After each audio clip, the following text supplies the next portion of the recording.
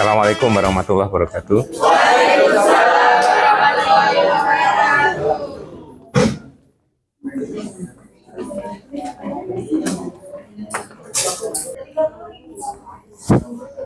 Oke, kita akan melanjutkan diskusi tentang homomorfisme ya. Kalau kita analogikan dengan yang ada di grup ya. Nah, kalau kita punya homomorfisme dari grup dulu ya. Nih, kalau saya punya, nih sebagai intronya dulu ya. Misalnya saya punya F itu dari G ke H, itu adalah homomorfisme grup ya. Ini kalau, nah dulu ya. Nah, kemudian kita dulu punya yang disebut dengan kernel ya. Kernel F itu adalah semua unsur di G yang dipetakan ke identitas H ya. Nih, sambil di recalling ya. Nih, Anda sudah sejarah ini ya. Sudah beberapa waktu yang lalu kan jadi sejarah ya. Nah ini adalah, karena nanti berpikirnya analog gitu ya. Jadi kalau ada analogi, nah kecuali kalau yang dianalogikan itu lupa ya sama saja gitu ya. Ini adalah dipetakan ke identitasnya H ya. Nah kemudian kita punya sifat bahwa kernel ini merupakan subgroup normal ya dulu ya. Nah, kita punya bahwa kernel F itu adalah subgroup normal dari G. Sehingga kita punya grup hasil bagi atau grup faktor. Nah, kalau kita punya subgroup normal, kita punya grup faktor ya. Berarti di sini karena kernel F adalah subgroup normal, berarti G dibagi kernel F adalah grup. Nah, ya. Nah, kemudian teori isomorfisme itu mengatakan bahwa grup G dibagi kernel itu akan isomorfik dengan image-nya F ya, yang di sini, atau Fg itu sama dengan image-nya F ya. Jadi teori isomorfisme mengatakan bahwa G dibagi kernel F akan isomorfik dengan image-nya F ya. Image F itu sama dengan Fg ya. Nah, tuh. Ini adalah yang disebut the first isomorphism theorem of group ya. Nah, di sini kalau kita lihat nanti ada analoginya. Kalau kita bekerja dengan ring faktor kemarin ya, yang kita butuhkan bukan grup subgroup normal, tapi adalah apa? Ideal. Nah, berarti nanti di sini harus kita klaim bahwa kalau kita punya homomorfisme gelanggang, kernelnya adalah suatu ideal. Nah, tadi saya keluarkan di kuis ini. Bisa kan? Membuktikan bahwa kernel itu adalah ideal. Ya. Nah, sekarang kita analogikan dengan ini, pola yang ada di grup, kita coba bawa ke situasi gelanggang atau ring ya. Nah, sekarang kita punya F-nya kita ganti ya. F di sini sekarang dari ring ke ring adalah homomorfisme. Dari R ke S. Ini adalah homomorfisme gelanggang sekarang ya. Nah, gitu ya. Yang disebut kernel itu adalah semua unsur di R yang dipetakan ke 0. Oh, nolnya S ya, betul ya? Nah, kenapa kalau begitu? Ini supaya tetap membawa sifat grupnya. Karena kalau kita punya ring, berarti yang kita jamin grup adalah terhadap operasi tambah. Kalau terhadap kali kan tidak dijamin grup ya. Nah, berarti nanti agar sifat-sifat yang ini nanti terbawa, nah, kernelnya itu adalah ini. Ya. Kernel F itu adalah X anggota R sedemikian enggak Fx sama dengan 0. Nolnya S ya di sini ya. Nah, gitu kan ya. Nah, ini biar konsisten. Loh ya. Ini kan dipetakan ke identitas. Nah, di sini yang punya identitas grup adalah terhadap tambah, ya toh? Nah, dijamin. Kalau terhadap kali kan belum tentu ya. Nah, makanya nih kita analogikan berarti dipetakan ke 0, gitu ya. Nah, jadi identitasnya adalah 0 khusus ini kan ya. 0. Nah, sekarang klaimnya adalah kernel ini suatu ideal dari R ya. Nah, klaim kernel F ideal di R. Nah, ingat kalau kita mau buktikan ideal, kita bisa menggunakan teorema ideal test ya. Apa saja yang harus dibuktikan? 1, tidak kosong. Terus yang kedua, imbunan bagian ya dari R. Berarti sini kan ya. Yang ketiga, close under ya subtraction atau pengurangan. Yang terakhir ya close terhadap perkalian dengan unsur di R ya. Tidak dengan intern di ideal ya. Ya, dengan di R ya, baik di kiri maupun di kanan ya. Tuh. Sini yang pertama tidak kosong. Mengapa tidak kosong? Karena kita sudah punya sifat peta dari 0 adalah 0 ya. Yang pertama F dari 0R itu adalah 0S ya. Nah, peta dari 0 adalah 0. Jadi di sini 0R adalah anggota kernel F. Jadi kernel F tidak kosong ya. Pada anggotanya paling tidak 0. Yang kedua, nah sesuai dengan definisi, ini kan unsur di R yang mempunyai sifat khusus, berarti kernel pasti subset dari R, ya kan? Nah, dari yang kedua, kernel F itu subset dari R dari definisi. Nah, baru yang ketiga kita ambil sembarang unsur di dua unsur di R, kita tunjukkan pengurangannya di R, kemudian satu unsur di R dua unsur di kernel, kita buktikan pengurangannya tetap di kernel, kemudian satu unsur di R dan satu unsur di kernel, perkaliannya masuk di kernel ya. Nah, ini sekaligus saja. Yang ketiga saya ambil misalnya X, Y-nya di kernel, kemudian dan R-nya di R sebarang ya. Nah, ini sekaligus dikalikan. Nah, jadi kalau X dan Y di kernel, pasti peta dari X dan Y adalah 0 gitu ya nanti ya. Nah, jadi sekarang kita lihat untuk menunjukkan X dikurangi Y itu masuk di kernel, ya kita hitung apakah peta X dikurangi Y sama dengan 0 gitu kan ya. Nah, jadi sekarang F X dikurangi Y adalah ya sesuai dengan sifat homomorfisme, juga preserve terhadap pengurangan, kali dan pengurangan, tambah dan pengurangan adalah sama saja. Nah, ini adalah 0, 0S ya. Hasilnya 0S ya. Jadi dari sini kita peroleh X dikurangi Y anggota kernel F. Kemudian berikutnya perkalian dengan unsur di R. Jadi kita hitung F Rx. Nah, karena ini juga homomorfisme mengawetkan operasi kali, jadi akan diperoleh FR, Fx. FR, Fx-nya adalah 0, ya. Hasilnya 0, ya.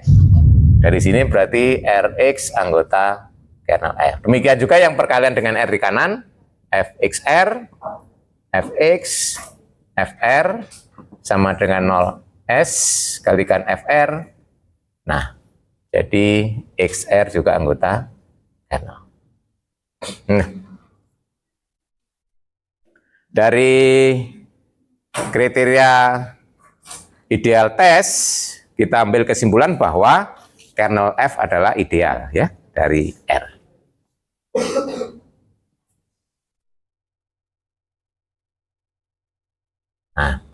Nah, karena sudah terbukti kernel F adalah ideal berdasarkan kemarin waktu kita bekerja dengan membentuk ring faktor atau gelanggang hasil bagi, berarti kita peroleh bahwa R dibagi kernelnya F adalah gelanggang. Nah, masih ingat di sini R dibagi kernel F isinya koset, ya. Kosetnya terhadap operasi tambah ya. Ingat ya ini. Ingat bahwa ini bisa selesai sampai di sini. Remember ya. Ingat ya. R per kernel F itu isinya adalah R ditambah kernelnya F, R-nya di R ya. Tuh. Sebagai himpunan. Nah, sekarang kita lihat. Kita pinjam yang ada di grup. Jadi kalau kita lihat di sini R terhadap tambah dan kemudian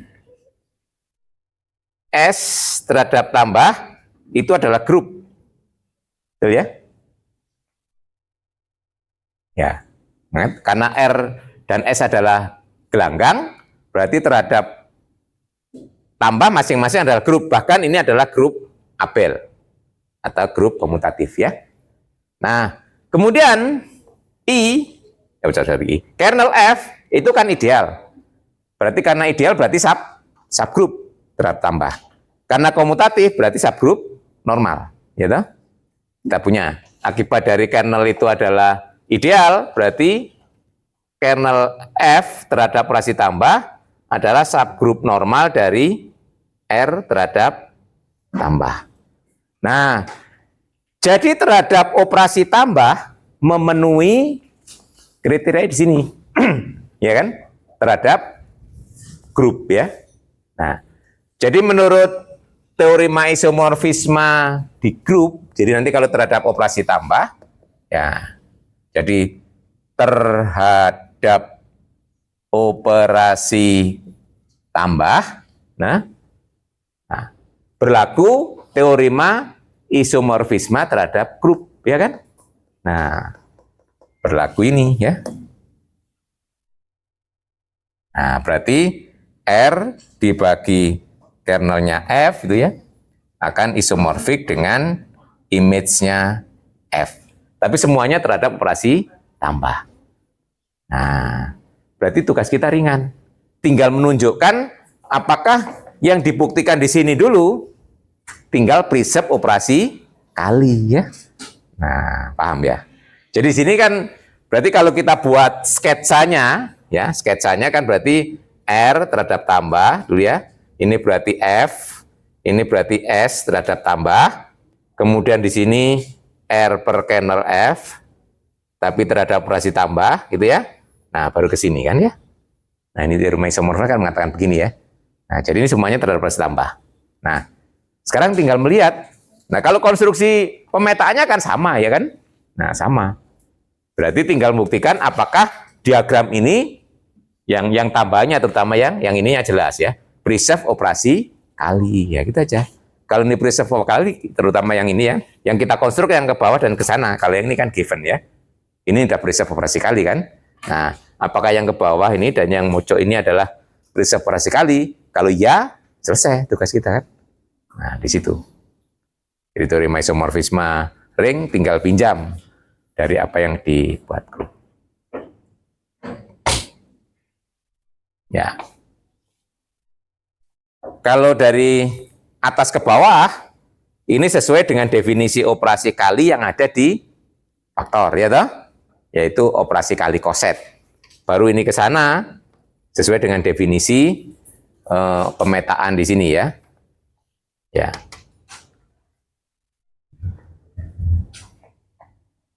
Jadi sini sebenarnya ini sudah memenuhi. Jadi yang di sini kalau kita bawa ini tidak ada S tapi ke image-nya F ya. Nah, itu sudah pada gitu ya.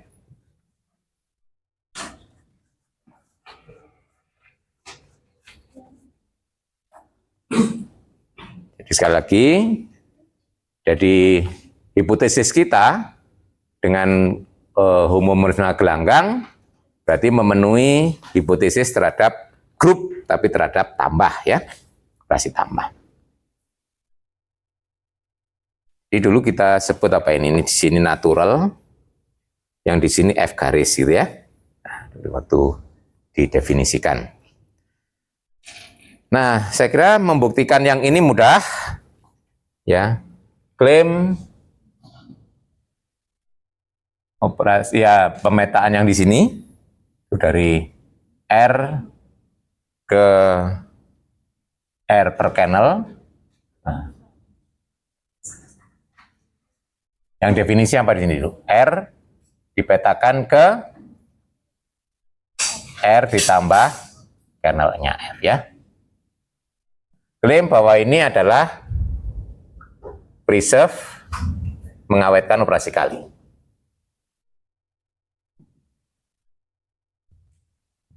Kalau mengawetkan operasi tambahnya sudah masuk di sini ya.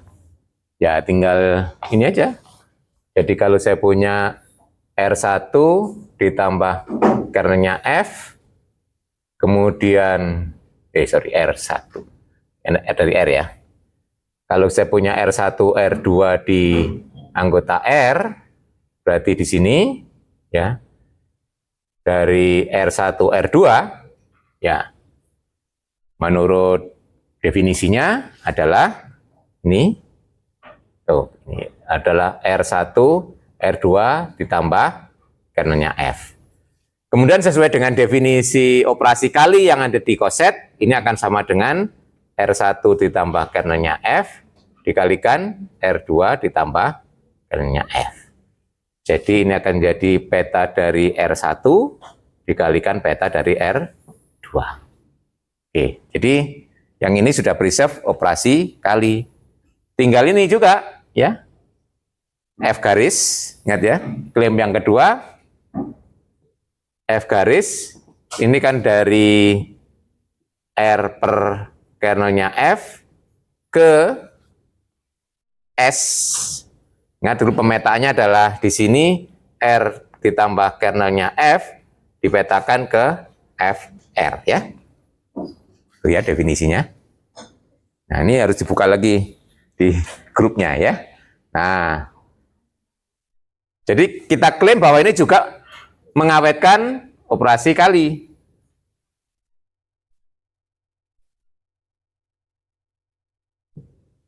Ya tinggal diambil dua koset. Kalau saya punya R1 ditambah kernelnya F dan R2 ditambah kernelnya F, itu anggota R per kernel F. Kita lihat apakah peta dari perkalian dua koset itu adalah hasil kali dari peta masing-masing koset ya. F garis dari R1 ditambah kernelnya F dikalikan R2 ditambah kernelnya F. Nah, ini kita kalikan dulu. F garis dari R1 R2 ditambah kernelnya F. Sesuai dengan definisi, peta dari R tambah kernel adalah FR. Berarti ini F, R1, R2 ya. Kemudian karena F-nya sudah merupakan homomorisme ring, berarti ini adalah F, R1, F, R2. Jadi akan sama dengan ini ya FR1 hasilnya sebagai F garis dari R1 ditambah kernelnya F. Ini sebagai F garis dari R2 ditambah kernelnya F ya. Oke, jadi F garis juga mengawetkan operasi kali ya. Jadi dengan demikian sudah terpenuhi bahwa kita sudah punya ini memenuhi untuk ring ya. Jadi akhirnya ya kita punya teorema isomorfisme ini kita ganti ring ya. Karena operasi kalinya juga preserve ya. Nah, jadi akhirnya kita punya secara struktur gelanggang, struktur ring, kita juga punya teorema isomorfisme yang seperti yang ada di grup. Jadi domain dibagi kernel itu akan isomorfik dengan image tapi sebagai ring, gitu ya, sebagai gelanggang. Jadi di situ mengawetkan, bedanya kalau di grup hanya mengawetkan satu operasi, kalau di ring mengawetkan dua, yaitu tambah dan kali ya. Oke, jadi kita punya teorema isomorfismenya, akhirnya kita punya bahwa R domain dibagi kernelnya F itu akan isomorfik dengan image ya, image F atau FR sama aja ya. Nih, ini disebut dengan the first isomorphism theorem ya. Baik. Jadi analog ya.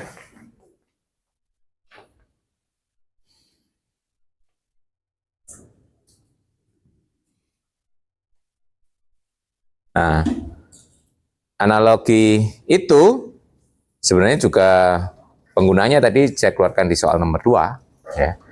Nah, dulu sebenarnya Anda sudah membuktikan bahwa Z dibagi NZ itu isomorfik dengan Zn sebagai grup ya, grup operasi tambah. Nah, makanya sekarang sebagai ring ya.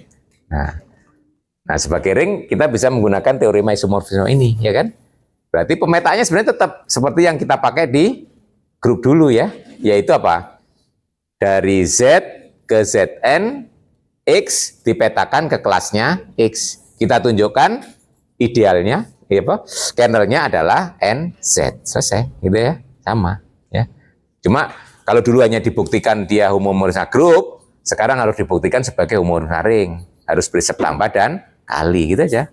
Bedanya di situ, nambah hipotesis satu ya. Jadi kalau di soal tadi, berarti harus kita definisikan tadi ya. F itu dari Z ke Zn. Ya. Nah, pemetaannya apa? X dipetakan ke kelasnya X ya. Nah, ini persis seperti yang ada di grup.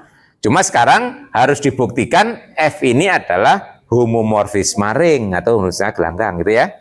Kalau dulu cukup dibuktikan homomorfisme grup ya. Jadi klaimnya adalah F ini homomorfisme gelanggang. Nah, berarti harus dibuktikan dua sifat, ya toh? Jadi kalau saya ambil X dan Y di Z, nah berarti ada dua hal yang kita tambahnya juga dibuktikan, kalinya juga dibuktikan, ya kan? Akan sama dengan ini, kelas dari X tambah Y, sesuai dengan definisi tambah di Zn, ini kelas X ditambah kelas Y. Akan sama dengan Fx ditambah Fy. Demikian juga perkaliannya, Fxy itu adalah kelas dari X dan Y, adalah kelas X dikalikan kelas Y, sama dengan Fx, Fy. Ya. Berarti klaim pertama bahwa F adalah homomorfisme gelanggang, saya ya. Jadi F adalah homomorfisme gelanggang. Kemudian klaim yang kedua, pada, supaya image-nya sama dengan Zn ya. Itu kalau pada dan kernel itu sebenarnya persis yang ada di grup, karena kernel itu kan dipetakan ke 0 ya. Ya. Jadi nanti coba lihat lagi waktu membuktikan pada ya. Di sana klaim bahwa F itu pada. Nah, kalau pada berarti image-nya F akan sama dengan Zn. Yang kedua klaim bahwa F, kernelnya F sama dengan NZ ya. Dua ini persis yang ada di grup ya. Ya. Ini lihat di grup dulu ya. Nah. Ya. Akhirnya dengan menggunakan teori, jadi yang bedanya di sini aja. Tambah ini aja sifat preserve kali ya. Ya, ini juga sama dengan di grup dulu ya. Jadi hanya beda di sini. Ditambahnya di sini ya. Yang lainnya sama. Jadi Anda tadi kalau ingat yang ada di grup, sebenarnya soal ini jadi gampang kan? Ya. Jadi gampang, tinggal recalling aja, tinggal nambah ini ya. Yang lainnya tinggal dikurang. Jadi akhirnya kita punya dari sini bahwa Z itu domain, terus mau habis dibagi kernel, kernelnya berarti NZ, berarti isomorfik dengan Zn. Ini sebagai ring ya, sebagai gelanggang.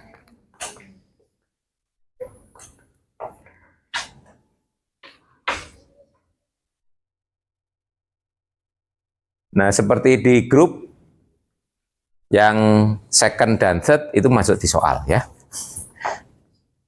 Masuk di soal yang teorema yang kedua dan yang ketiga. Konstruksinya hampir sama.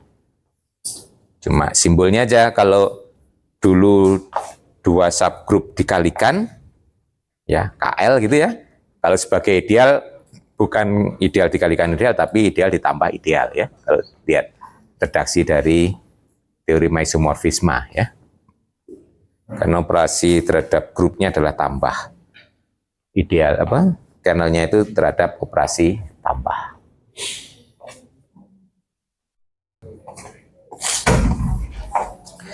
Nanti banyak soal-soal yang bisa dikerjakan dengan teorema isomorfisme itu ya, di soal yang ada di bukunya kalian ya. Nah, ini tadi teorema isomorfisme ya, tadi sudah kita buktikan bahwa kalau kita punya F itu adalah homomorfisme dari R ke S, nah maka R dibagi kernel isomorfik dengan beta ya. Ini adalah yang pertama. Yang kedua, saya kira hampir sama sebagai akibatnya ini ya. Nah, dulu kalau kita berbicara di grup, ya itu adalah K dan I-nya di situ ya. Itu adalah dulu subgrup, ya kan? Nah, di sini adalah K kali I ya, ya. Dua subgrup dikalikan subgrup itu ya. Nah, sekarang kalau ideal tinggal ngubah aja yang kali itu tambah. Kenapa? Karena grupnya kan tambah ya. Nah, makanya operasi dulu yang perkalian subgrup itu sebenarnya adalah tambah dari ideal gitu ya. Nah, ini jadi yang beda di situ aja bahwa dulu itu perkalian ya. Nah, yang kanan itu konstruksinya sama ya. Cuma dulu kalau perkalian unsur, sekarang ditambah saja, diganti tambah. Menggunakan teorema isomorfisme ya, yang pertama. Jadi kalau untuk second, konstruksinya di situ dari K ke K ditambah I per I, baru ditunjukkan nanti kernelnya adalah K iris I gitu ya. Nah. Jadi kalau ingin membuktikan yang kedua berdasarkan teorema yang pertama, berarti kita konstruknya F itu dari K ke K ditambah L, I ya, I per I ya. Nah. Bagaimana mengkonstruksinya? Ingat bahwa kalau kita ambil unsur di K, pasti berada di K tambah I ya toh? Karena K kecil misalnya X ya, X itu bisa tulis X tambah 0. Nah, 0 itu kan unsur di ideal juga ya. Nah, berarti nanti X akan dipetakan ke X tambah I ya. Ini ya, kan sebagai koset. Kosetnya idealnya adalah I di sini ya. Nah, seperti ini. Jadi rutin seperti yang ada di the second dulu. Nah, cuma sekarang harus dibuktikan ini sebagai homomorfisme gelanggang. Harus dua operasi, tambah dan kali gitu ya. Nah, kemudian tunjukkan pada supaya image-nya di situ, dan terakhir kernelnya adalah K iris I gitu ya. Nah, itu.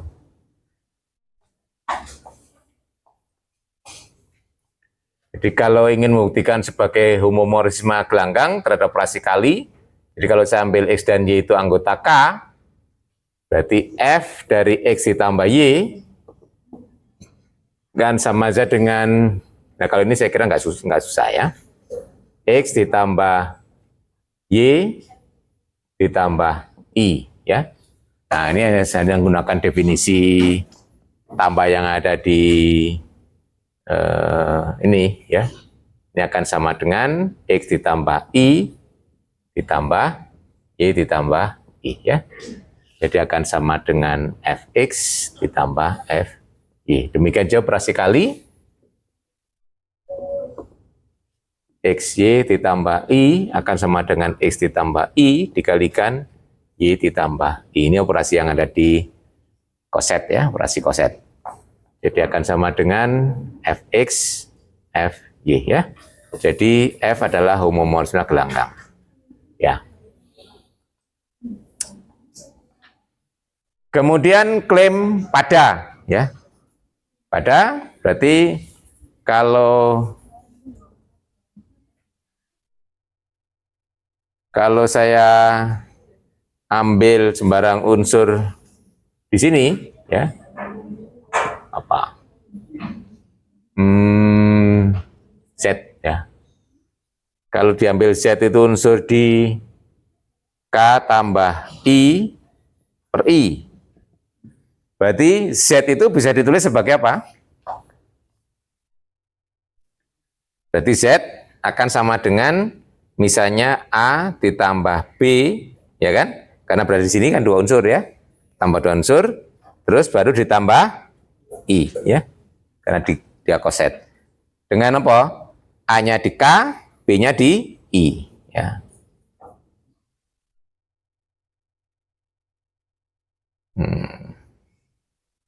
A di K, B di I, gitu ya.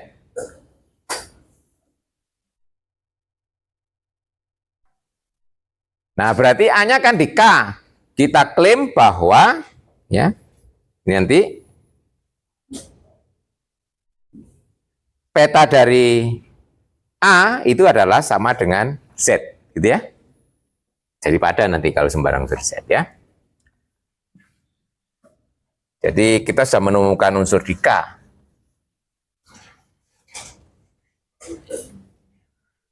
Nah, jadi kan di situ unsur di K-nya kan eksis ya, berdasarkan ini. Jadi sekarang kita hitung F dari A, menurut definisi itu adalah A ditambah I. Nah, kemudian karena B itu berada di I, ya, nah maka I juga akan sama dengan B ditambah I, betul ya? Nah, jadi ini akan sebenarnya akan sama saja dengan A ditambah I ditambah B tambah I, ya, karena B tambah I itu ya I, gitu. Nah, jadi ini akan sama dengan A ditambah B tambah I, jadi akan sama dengan Z, ya. Jadi F-nya pada. Jadi F itu pada, atau dengan kata lain, image-nya F akan sama dengan K ditambah I dibagi I. Terakhir baru klaim bahwa kernel F akan sama dengan K diiris I, ya. Nah, sekarang coba lihat bahwa X anggota kernel F itu jika X-nya berada di domain dan peta dari X sama dengan identitas atau nolnya di K tambah I per I, ya. Jadi X itu anggota domain, berarti anggota K, dan Fx itu sama dengan 0 ditambah I, ya, karena di sini kan isinya koset, identitasnya adalah I tambah 0, ya, ya. I tambah 0 atau I, ya. Nah, berarti X anggota K, dan ini kan berarti X ditambah I sama dengan 0 ditambah I, ya. Berarti jika X anggota K, dan kalau X tambah I sama dengan 0 tambah I, berarti X-nya berada di I, ya. Nah, X di I. Jadi jika X anggota K iris I, ya. Nah, jadi dari sini, jadi kernel F sama dengan K iris I, ya. Menurut teorema isomorfisme yang pertama, diperoleh, ya.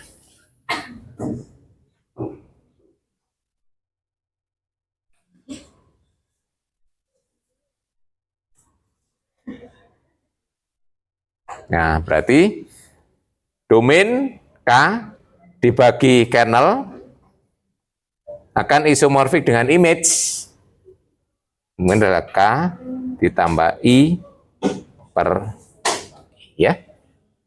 Nah, ini. Jadi ini kalau di kalian tidak eksplisit sebagai teorema, ya. Sama dengan waktu di grup. Ya, ini karena bisa dianggap soal, ya. Yang kedua ini kan pemakaian teorema yang pertama gitu ya. Jadi kalau yang pertama udah tahu, ini bisa sebagai soal. Ya, silakan kalau ada yang perlu disampaikan. Nah, hampir sama dengan yang kalau ketiga sih redaksinya sama ya. 3. Nah, itu ya, sama kalau di sini ya.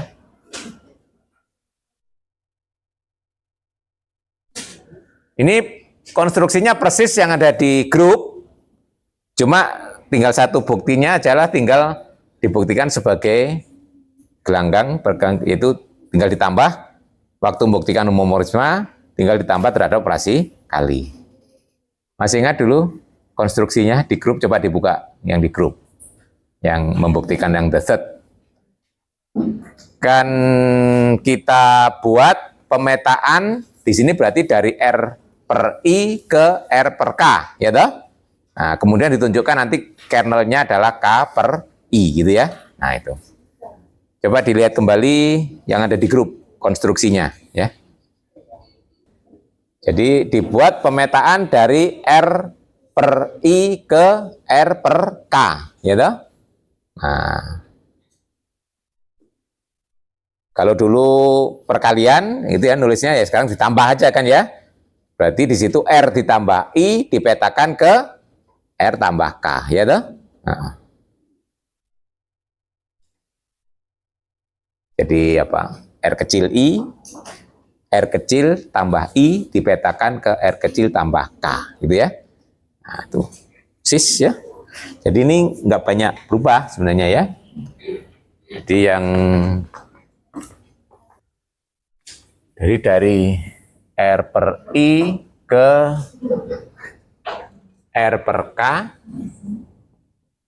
ini F-nya ya.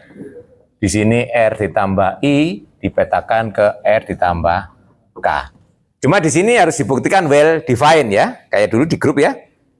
Nah, nanti well define-nya dengan memanfaatkan bahwa I itu subset dari K ya. Gimana gitu ya.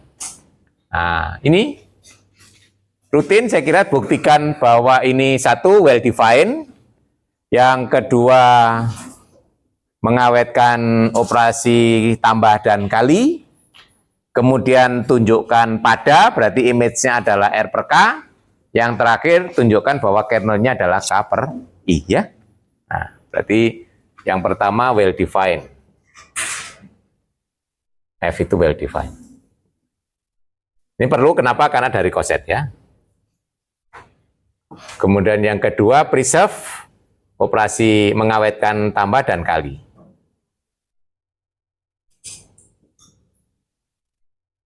Kemudian yang ketiga klaim bahwa F itu pada. Klaim pada itu berarti nanti image-nya F akan sama dengan R per K ya. Nah, kemudian yang keempat klaim bahwa kernelnya F itu sama dengan K per I ya. Nah, itu yang dilakukan ya. Jadi 4 hal itu. Jadi yang kedua ini mengawetkan tambah dan kali berarti menunjukkan F ini adalah homomorisme gelanggang ya.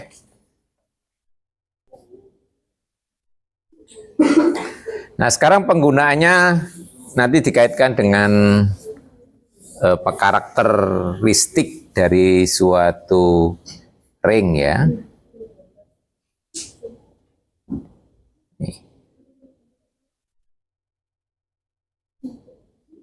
Karena kita sudah punya teorema isomorfisme, nanti akan dikaitkan dengan karakteristik. Tapi nanti karakteristik, sifat-sifat yang berkaitan karakteristik sebagai akibat dari teorema utama ini ya. Jadi kalau kita buat pemetaan ya, dari apapun ringnya kalau dia dengan unsur satuan, selalu bisa dibuat homomorisme dari Z ke R ya, dengan mengaitkan unsur unite atau unsur satuan ya. Jadi kalau kita punya R, ini adalah gelanggang dengan unsur satuan, ini sebut aja 1 gitu ya. Nah, kemudian kita bentuk ini pemetaan dari Z ke R ya. Nah, di mana di sini bilangan bulat N dikaitkan dengan N kali 1 ya. Nah, N kali 1 itu artinya apa? Nah, masih ingat ya? N kali 1 atau NA lah gitu ya, atau NR ya. Kalau N-nya itu anggota Z plus, ya kalau di Z kan kita bisa bedakan positif, 0 atau negatif ya. Kalau R-nya di Z plus, arti N, kalau saya punya R-nya di R, berarti arti NR itu adalah R ditambah R ditambah R, ini sebanyak N. Ya, ini kalau plus ya, N suku ya. Nah, tapi apa arti negatif dari NR ya? Bilangan negatif dikalikan R ya. Itu akan sama dengan N dikalikan negatif R ya. Nah, berarti ini akan sama dengan negatif R ditambah negatif R ditambah sebanyak N akhirnya juga ya. Nah, kalau N-nya bilangan positif, ini juga sebanyak N suku. Nah, kemudian khusus yang 0 dikalikan R, itu hasilnya adalah 0 ya. Nolnya, ini nolnya di ring ya. Ini arti perkalian ya, perkalian dengan bilangan bulat. Dan menurut sifat-sifat yang ada di grup, karena terhadap operasi tambah R itu adalah grup, terhadap perpangkatan ya, nanti akhirnya ya kita punya, kan kalau operasinya tambah dikalikan di depan itu sama dengan perpangkatan ya. Nah, akhirnya banyak sifat-sifat yang bisa dipakai ya. Bahwa misalnya akhirnya kan kita punya ini ya, sifat bahwa kalau M dan N-nya itu anggota Z, kemudian R dan S-nya itu anggota R, akhirnya kan kita punya M ditambah N dikalikan R sama dengan MR ditambah NR gitu ya. Kemudian kalau ini artinya kan seperti R dipangkatkan ya, pangkatkan tambah. Ini sifat-sifat ini sudah ada di grup dulu kan ya. Kemudian kalau M N dikalikan R sama aja dengan M NR ya. Nah, tuh ya. Kemudian apalagi? Ya, nanti akan menjadi ini M dikalikan R ditambah S, ini karena tambahnya itu komutatif, akhirnya menjadi MR ditambah MS, dan seterusnya. Ini sifat-sifat pokok. Tapi nanti yang kita ambil yang berguna ya di sini ya. Terutama yang ini aja sebenarnya, yang nanti yang dipakai 2 sifat ini. Nanti sifat yang lain masih banyak ya, di grup dulu kembali. Nah, dari sini klaimnya adalah klaim bahwa P ini adalah homomorfisme grup. Nah, berarti kalau homomorfisme grup, berarti dia harus preserve operasi tambah dan operasi kali ya. Jadi kalau saya ambil 2 unsur di Z, kalau saya ambil M dan N di Z,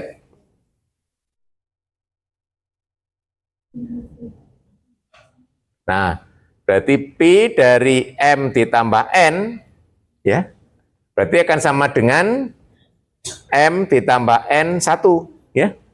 Menggunakan sifat yang sudah ada, berarti M kali 1 ditambah N kali 1, berarti PM ditambah PN ya.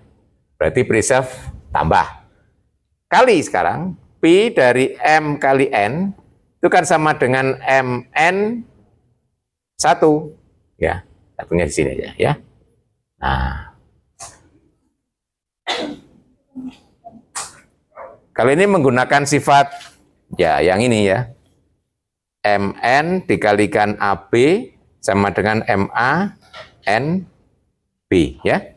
Nah, kalau 1 saya kira juga mudah, karena 1 di sini akan jadi 1 kali 1 ya toh. Jadi akan sama dengan MN 1 kali 1 ya. Jadi akan sama dengan M kali 1 N kali 1 PM PN ya. Nah, akhirnya ini suatu homomorfisme. Nah, apa kaitannya nanti kalau dibawa ke teorema isomorfisme? Nah, ingat karakteristik dari suatu ring itu bisa hingga atau nol, ya toh? Nol atau merupakan bilangan bulat positif, ya. Apa artinya karakteristik ring itu nol? Halo?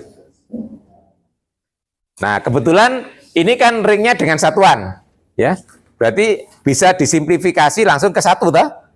Ya, kalau tidak dengan satuan harus ke semua unsur, ya. Kalau dengan satuan cukup dicek dengan satu, ya. Nah, apa arti karakteristik ring itu nol?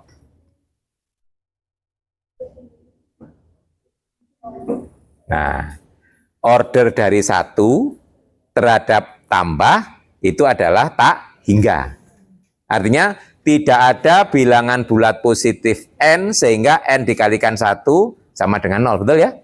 Nah, kalau karakteristiknya n, bilangan bulat positif ya, berarti ada bilangan bulat positif n terkecil ya, sehingga n kali 1 sama dengan 0. Itu artinya order 1 terhadap grup ya, grup terhadap operasi tambah, berarti n ya. Nah, itu sebenarnya mengkaitkan karakteristik ya dengan order 1 kalau kebetulan ringnya dengan satuan ya. Ingat ini ya. Jadi karakteristik kemarin ya. Karakteristik R kemarin nggak pakai kurung ya menurut saya. Itu sama dengan 0. Kalau R-nya dengan satuan ya. Kalau R-nya sudah dengan 1 ya. Itu ekuivalen dengan mengatakan order dari 1 adalah tak hingga. Ini terhadap grup tambah ya. Karena ring itu tambah toh. Nah, karakteristik R itu sama dengan N, itu samanya dengan mengatakan order dari 1 adalah N. Ya. Tapi ini bahasa order di sini adalah terhadap tambah loh ya. Nah, karena ring itu yang dijamin grup adalah terhadap tambah. Kalau nggak grup kan kita nggak bisa berbicara order kan. Nah itu. Ingat ya. Saya lupa dibuka kembali nanti ya tentang karakteristik dari suatu ring ya. Nah, di sini nanti apa dampak ini? Karena kita punya P itu dari Z ke R, homomorfisme ring, kita bisa mengidentifikasi kernelnya, gitu. Apa kernel dari P ini? Nah, ternyata untuk mengidentifikasi kernelnya ini tergantung dari karakteristik ringnya, ya. Nah, kalau karakteristiknya 0, apa artinya di sini? Berarti kan tidak ada N bulat, ya. Yang kalikan. Berarti yang menyebabkan dikalikan 1 sama dengan 0 hanyalah 0 saja. Tuh. 0 kali 1 ya. Nah, berarti kernelnya hanya isinya 0 saja. Betul ya? Jadi kalau karakteristik R-nya itu 0, ya di sini kalau karakteristik R-nya itu 0, ya, berarti order dari 1 terhadap operasi tambah tak hingga. Berarti yang menyebabkan dikalikan 1 sama dengan 0 itu hanya 0 saja, ya toh? Berarti kalau karakteristik N0, kernel dari P itu hanyalah 0 saja, betul ya? 0 saja. Betul ya? 0 saja. Ya, dengan kata lain, Z dibagi kernel ya Z sendiri, ya toh? Nah, Z dibagi kernel Z sendiri atau akhirnya Z itu akan isomorfik dengan image-nya P, betul ya? Berarti dari sini akibatnya Z akan isomorfik dengan image P, ya. Nah, image P, ya toh? Ya, image P-nya ya N kali 1, ya toh? Nah, kemudian bagaimana sekarang kalau karakteristiknya itu tertentu, ya? Wah, ini N, ya. Kalau karakteristik R itu sama dengan K kecil, ya. Nah, berarti apa artinya? K itu adalah bilangan bulat positif terkecil, sehingga K kali 1 sama dengan 0 ya. Atau dengan kata lain order dari 0 adalah K ya. Nah, jadi sini K itu artinya kan K itu adalah anggota Z positif terkecil, sehingga K kali 1 sama dengan 0, itu kan ya. Nah, itu. Nah, berarti kernel dari Pi apa di sini? Kalau saya tanya. Kan K kali 1 0, gitu? Gitu. K kali 1 0. Nanti setiap kelipatan K dikalikan 1 juga 0, gitu? Berarti adalah KZ, betul? Ya. Benar sampai sini? Paham? Ya, ya. K itu pada bilangan bulat positif terkecil, kalau dikalikan 1 sama dengan 0, gitu? Berarti lain. Berarti kan pemetaannya kan dari N ke N kali 1. Berarti kalau dari K kalikan K kali 1 toh? K kali 1 kan 0 ya. Nah, berarti K itu salah satu anggota kernel. Tapi kalau setiap kelipatan K dikalikan 1 juga 0. Berarti kernelnya adalah kelipatan K. Nah, KZ ya. Nih, nah, itu. Nah, berarti kalau menurut teorema isomorfisme, berarti Z dibagi KZ akan isomorfik dengan image P. Nah, kemudian menurut teorema isomorfisme yang kita tunjukkan tadi, Z dibagi KZ isomorfik dengan ZK. Betul? Ini juga isomorfik dengan ZK. Nah, lihat bahwa image itu kan berada di R, ya kan? Ingat bahwa image P itu kan himpunan bagian dari R. Betul ya? Paham ya? Nah, berarti di sini, nah, berarti kalau karakteristik R-nya itu 0, berarti R ini memuat. Nah, suatu ideal, itu suatu sapring ya, kalau image kan sapring ya, sapring yang isomorfik dengan Z. Ya, berarti, nah, jadi ini ada dua versi, tadi berdasarkan karakteristiknya. Kalau karakteristiknya 0, nah, jadi image ini isomorfik dengan Z. Ya. Kalau karakteristiknya K, nah ini image P ini isomorfik dengan Z K, tuh ya. Nah, jadi kesimpulannya, kalau karakteristik R itu 0, maka R itu akan memuat sapring yang isomorfik dengan Z. Kalau karakteristiknya hingga K, misalnya ya, akan memuat sapring yang isomorfik dengan ZK. Begitu ya. Ini setiap ring dengan unsur satuan. Itu adalah revolusioner ya itu. Bahwa kalau kita punya ring dengan unsur satuan, pasti dijamin memuat Z atau memuat ZK atau ZN, gitu ya. Nah, tergantung karakteristiknya. Nah, ini sebagai akibat dari teorema isomorfisme. Nah, ini kalau di buku akibat saja ya. Yaitu akibat berikutnya. Nah, ini ya. Jadi kalau karakteristiknya N akan memuat Z, isomorfik dengan Zn, karakteristiknya 0 akan isomorfik dengan Z. Nanti kalau dalam teori ring nanti ini banyak gunanya ya. Tapi sementara Anda tahu dulu aja lah ya. Nanti kalau ingin tahu lebih banyak, ambil mata kuliah teori gelanggang. Tapi masuk dulu ke konsentrasi aljabar ya. Biar bisa ngambil. Karena sudah kita buktikan sebenarnya ini adalah akibat 2 itu unsur Z dipetakan ke kelasnya ya, ini sudah sama dengan contoh tadi ya. Akibat dari ini, akibat 3 ini, ingat bahwa kalau kita punya lapangan itu darah integral ya toh. Nah, ingat karakteristik darah integral itu hanya ada 2 kemungkinan, 0 atau prima ya toh. Nah, kalau hingga pasti prima. Dengan demikian, kalau kita punya lapangan, Nah, berarti nanti, jadi kalau kita mau pakai itu, nah kalau hingga berarti prima, nah kalau prima berarti isomorfik dengan ZP. Ya, nah, sesuatu yang termuat dalam lapangan tadi ya.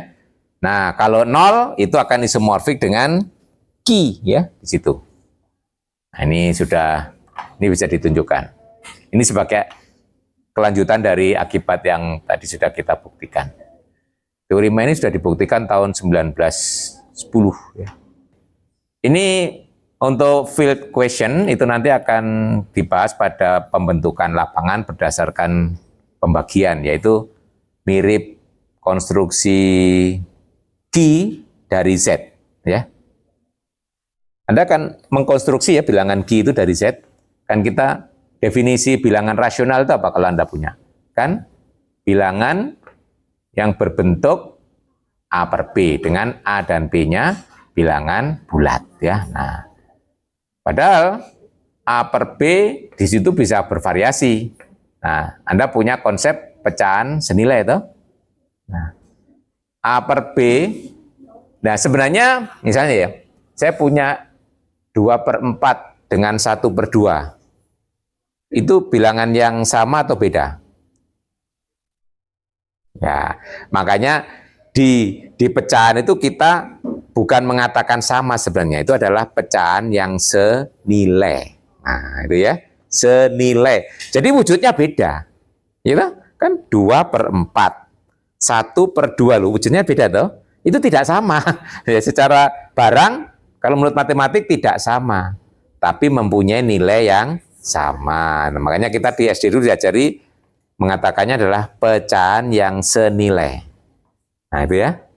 Nah, itu kalau dalam bahasa aljabar itu nanti adalah pecahan yang sekelas. Nah, itu ya. Nah, kelas itu kan bisa saja kelas yang sama diwakili oleh unsur yang berbeda. Kemarin waktu berbicara koset ya. Kelas yang ya kalau di Zn juga begitu ya, kelas.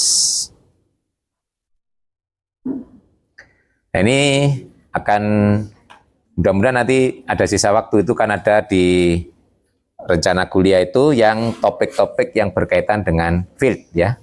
Nah, itu nanti yang membahas sekitar itu ya. Membahas itu.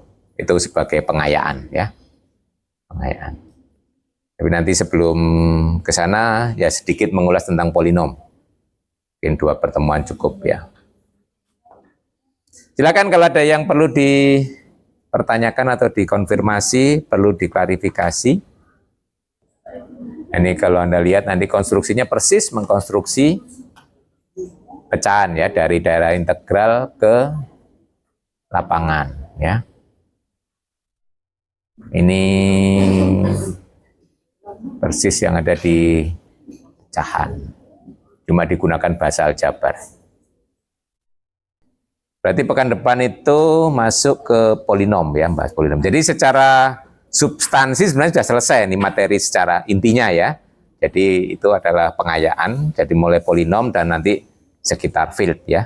Nah, itu adalah pengayaannya. Polinom sebenarnya kemarin sudah kita singgung sedikit-sedikit ya, tapi cuma Anda belum detail gitu ya. Nah, apa polinom itu ya. Karena di pembicaraan sampai di sini pun banyak soal-soal yang berkaitan dengan polinom ya. Nah, tapi secara sistematis Anda belum kenal betul apa itu polinom ya.